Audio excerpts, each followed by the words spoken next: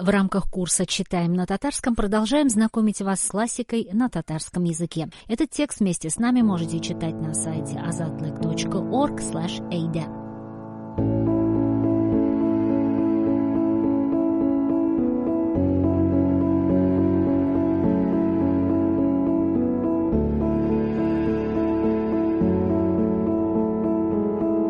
Җәй башының шифалы яңгыры явып үтте. Bulutlar arasından жылы кояш чыкты. Салават күпердә калыкты. Рәхилә ашыкмыйча гына кечкенә тәрәзәне ачты. Кинәт агач караватның ак чыбылдыгы җилфердәде һәм хәлсез бер тавыш ишетелде. Кызым! Рәхилә агач карават янына килде һәм нәрсә әни диде. Чыбылдыкны күтәр. Менә шулай. Чыбылдык эчендә 2 мендәр өстендә бик авыру ана ята. Ул юка иреннәре белән көчәнеп елмаерга тырышты.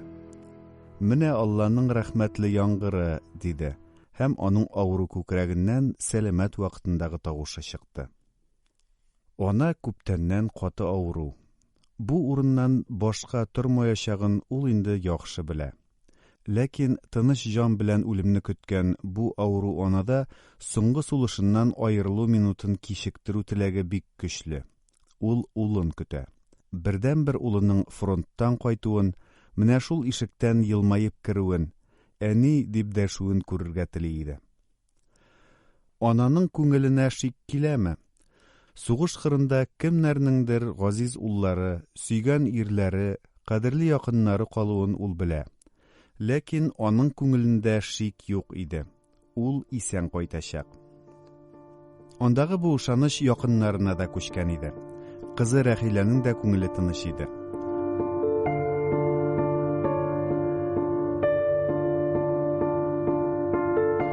Бүген июньнең 28-нче көне. Туганы аның һәр елны шушы числода яки июль башында институттан кайта иде. Әнисенең туганнарының сөеп, сокланып карауларына каршы ул һаман бер сүз белән җавап кайтара иде. Әни, зачетларымны башкалардан элек бирдем, сезнең янга кайтырга ашыктым. Былтыр ул институтны тәмамларга тиеш иде, ләкин кайтмады, фронтка китте. Ананың бүген кәефе яхшы. Бу шифалы һаваны сулавы аңа җиңел, рәхәт. Рәхилә кул эшен алды һәм тәрәзә янына утырды. Ул авыру анасы белән үзе сөйләшә башлаудан тыела. Ул сүзсез утырырга гадәтләнгән иде. Аның уйлары акырын сиздермичә агалар. Өй эчендә тынлык.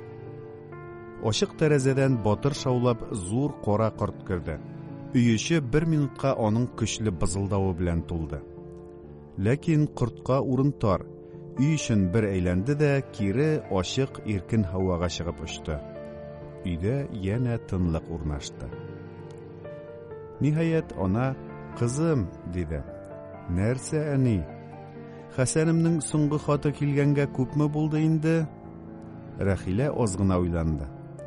Хәзер әни. Унында алган идек, 2 атна тулып узды. Узак, нигә язмый икән? Ул язадыр, тик хәзер бит почта узак йөри. Ана дәшмәде. Яктыда аеруча сары булып күренгән йөзе нәрсәдер уйлый иде. Менә ул кызына карады һәм янә сабыр гына сүз башлады. Кызым, сиңа сүзем бар. Тыңлыймыни? Хәсәнемне күргәч, мин күп тормам. Әни, нигә алай дисең? Хәсән кайтуга син терелерсең. Юк, кызым. Хәсәнем кайтканчы торсам, бик шөкер инде. Тик менә куанычымнан әйтәсе сүзләремне онытырмын дип куркам. Әни, ул кайткач без бергә бик узак торырбыз әле. Ана хәлсез һәм ялкау гына елмайды. Бу елмаюда гүя яшь баланың уйланмыйча сөйләнүенә соклану сизелә иде. Ләкин кызының ихлас күңелдән юатуы аңа ошады ахры. Ул кем белә, Ходай кушса, бәлкем терелеп тә куярмын әле, диде. Шулай да кызым, исемә төшкәндә кайбер сүзләремне әйтергә телим. Тыңлыймыни? Ана бер генә секунд дәшмәде. Кипкән иреннәре өстеннән теленең очын йөртте. Аннары акрын гына сүз араларында кыска гына тын алып сөйли башлады. 6 кыздан соң мин бер ир бала таптым. Ул бик яшь иде. Безнең өй ятим калды. Әтиең мәрхүм аны күз алмасы кебек саклап үстерергә васият калдырды. Менә без аны барыбыз да бергә үстердек. Тәрбияләдек. Укыттык. Син ул укысын, кеше булсын дип, йортның бөтен мәшәкатен үз өстеңә алдың. Мине карар өчен шушы яшеңә кадәр кияүгә чыкмадың. Инде минем беренче васиятем шул, кызым. Хәсән бер вакытта да апаларын, сеңелләрен онытмасын.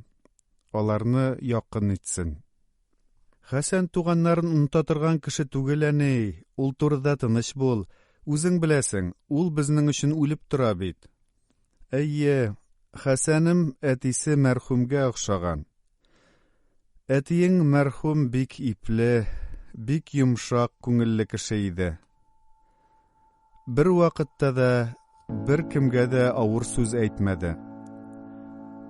Бер кем белән дә әрләшмәде.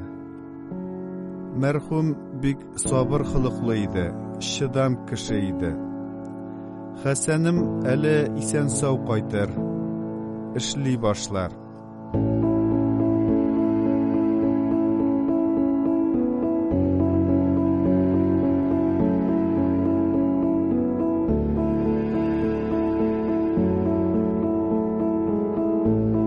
Шушы минутта Рәхилә почта таратучы Маһирәнең килгәнен күрде.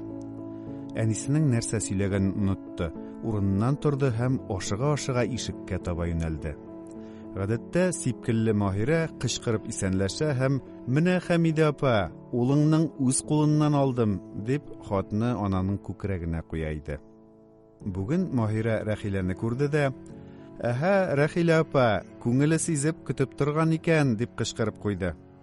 Иске күн букчасыннан бер бәйләм хатлар чыгарды һәм бер ак конвертны Рәхиләгә сузды.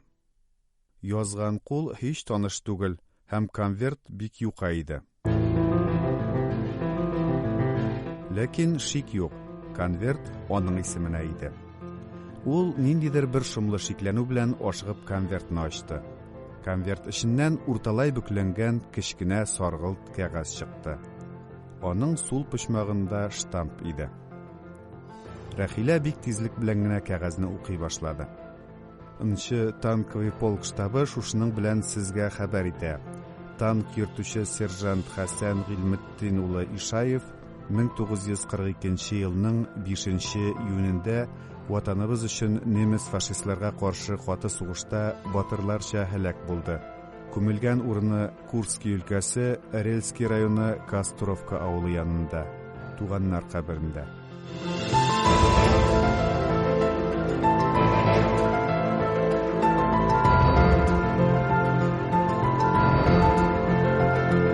Маһирә: "Рәхилә апа, нигә бер сүз дә әйтмәдең? Кемнән соң, Хәсәннәнме?" диде.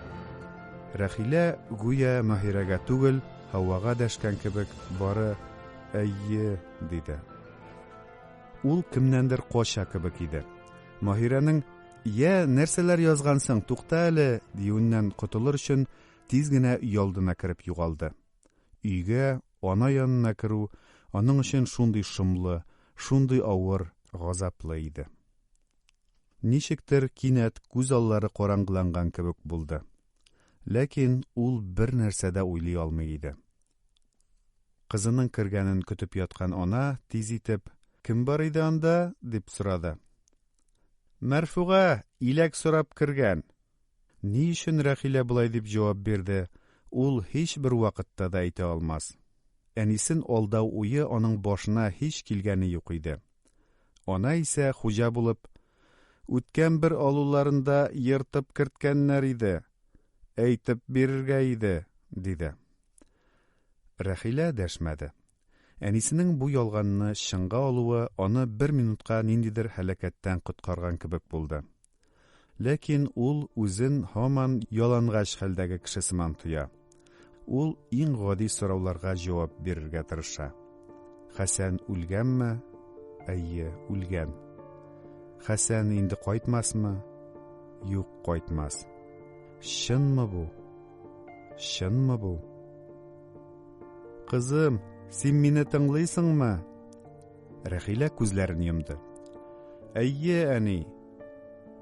Менә кызым, нәрсә әйтмәкче идем соң? Хәтерләрем бик начар шул.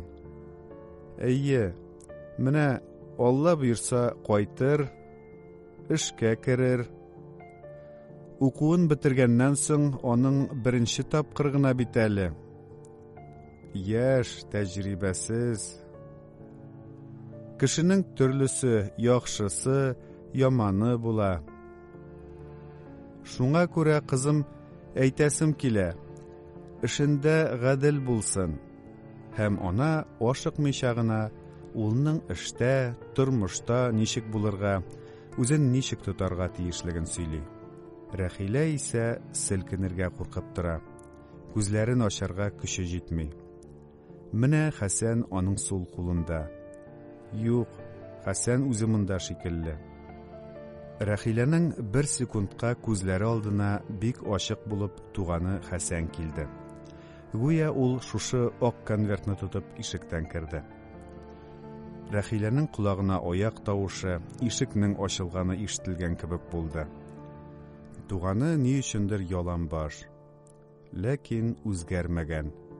Ябык, озын буйлы, тик йөзе генә шактый олыгайган. Иреннәре аның кыймылдамыйлар.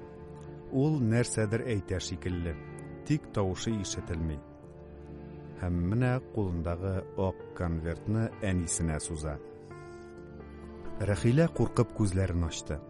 Ник башта әни үлеп, соңыннан бу хәбәр килмәде? Ни өчен бу гаделсезлек? Ана һаман сүзен дәвам итә.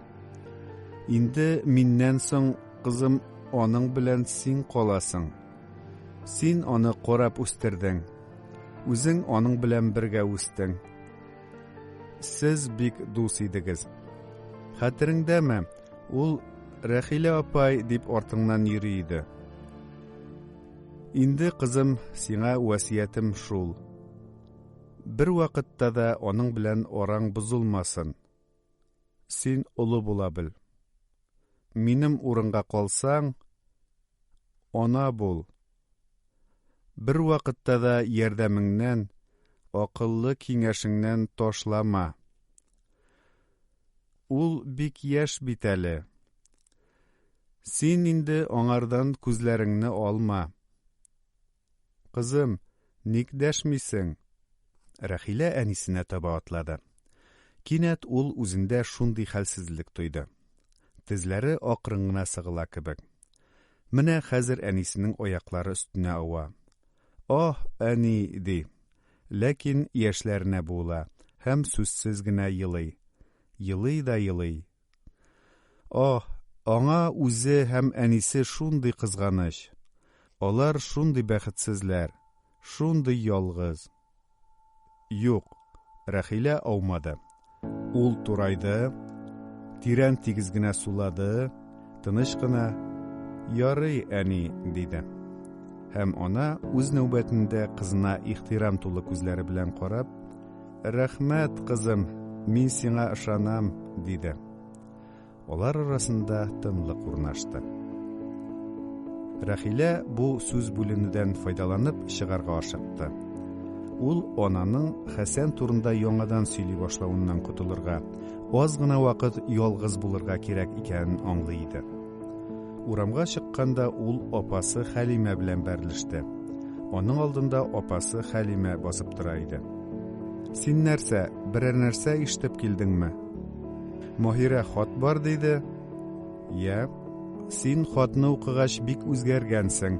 Маһирәгә бер сүз әйтмичә өйгә кергәнсең. Рәхилә каты итеп иреннәрен кысты. Хәлимә кинәт кенә аның кулын тартып куйды.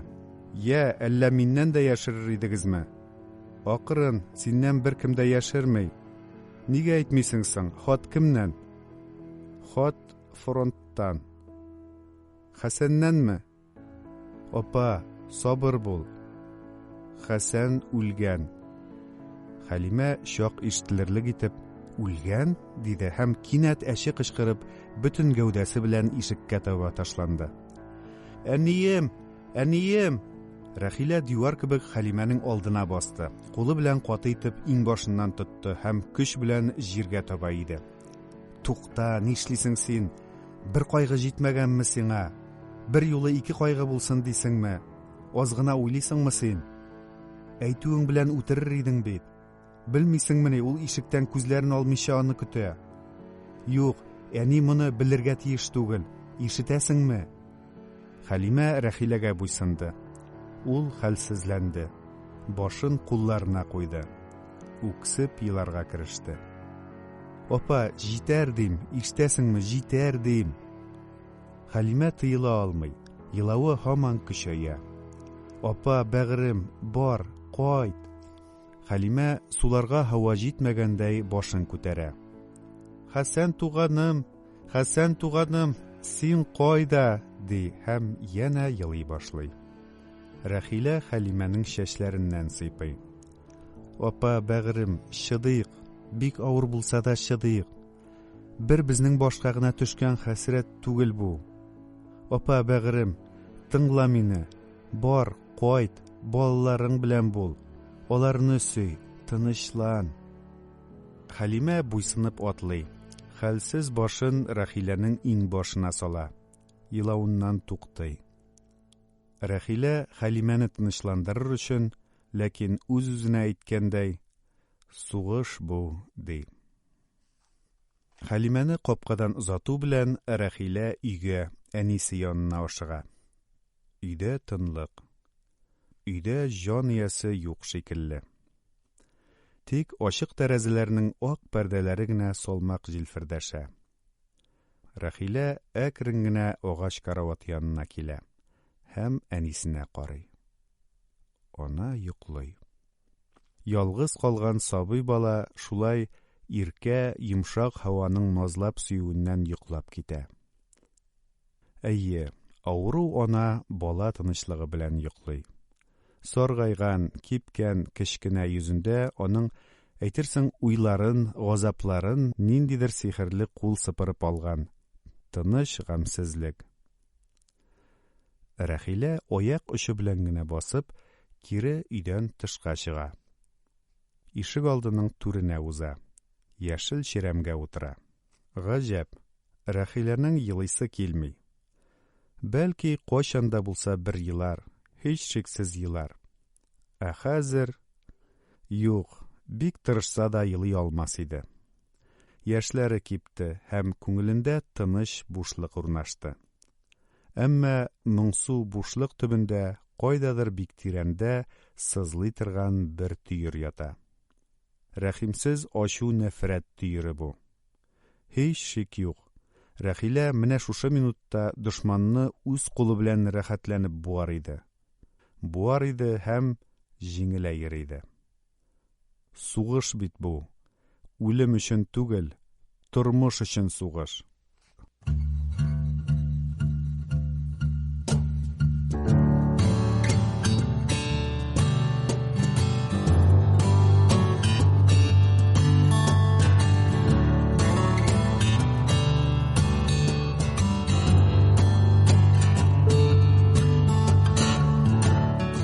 Хәсән.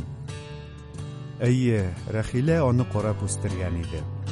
Янә үстермәсмени.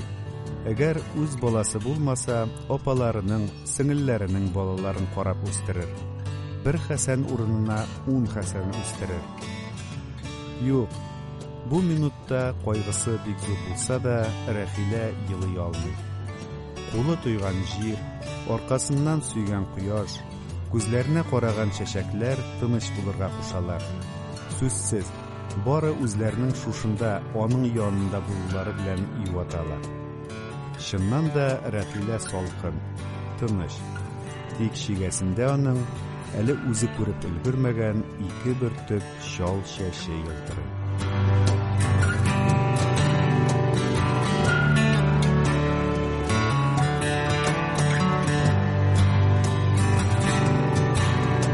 небольшой тест по содержанию и ключевым фразам у нас на сайте azatlyk.org/ada. Также подписывайтесь на наши соцсети. Мы есть в ВКонтакте, в Телеграме и в Инстаграме. Скоро больше встретимся на следующей неделе. Цобулас!